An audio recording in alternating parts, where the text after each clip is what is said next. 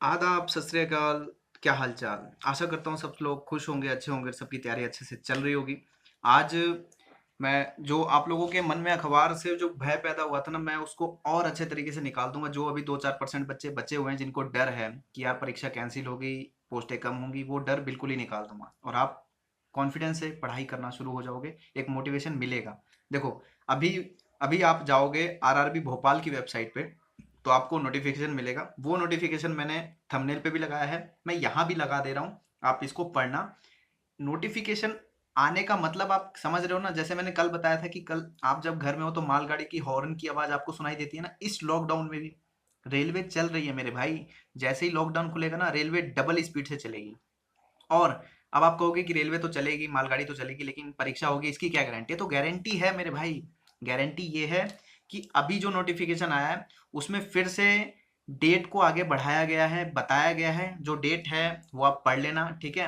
अब मैं ये मेरा वो काम नहीं है कि वो लोग जो न्यूज़पेपर की कटिंग या नोटिफिकेशन को केवल रीडिंग करके समझाते हैं।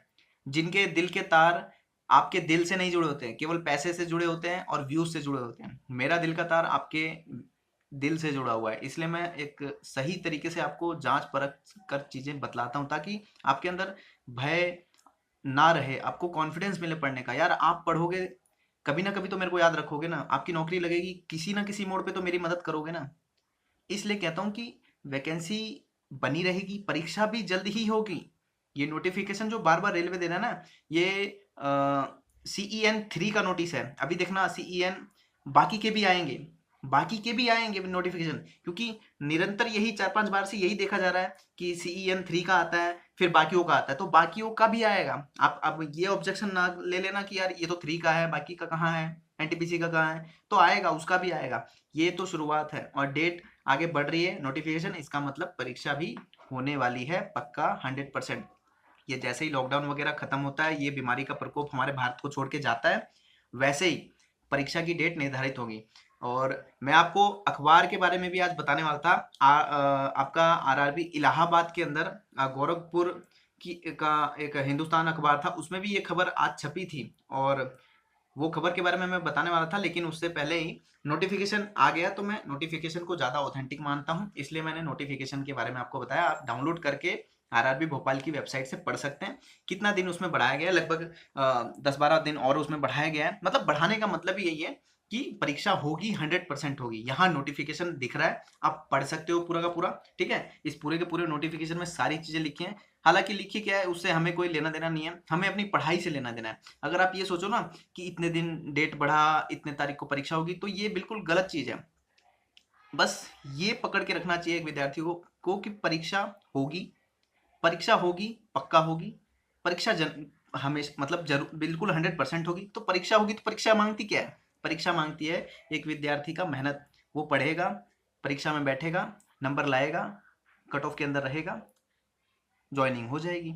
अब परीक्षा ये नहीं मांगती कि आपको हमारी इंफॉर्मेशन थी कि हम कब परीक्षा करा रहे हैं, कब नहीं करा रहे हैं। वो इन्फॉर्मेशन तब देखी जाती है जब परीक्षा समीप होती है। हमको एक डेट पकड़ के रखनी पड़ती है, एक टारगेट बना के रखना पड़ता है, लेकिन समय इतना मिल रहा है कि आपको टारगेट से भी ज्यादा समय मिल गया है। अब आप क्या टारगेट पकड़ोगे? कई लोग ये पूछते हैं ना कि भाई परीक्षा को कोई अता पता नहीं है, पढ़ने से क्या होगा। मेरे भाई, जब बार बार रेलवे सचेत कर रहा है, नोटिफिकेशन दे रहा है, अब आप चाहते क्या हो रेलवे से? रेलवे क्या आपको बैठे बैठे मतलब पूरा एक ये दे दे कि लो भैया इस दिन को पेपर होगा? यार हालत भी तो देखो देश की।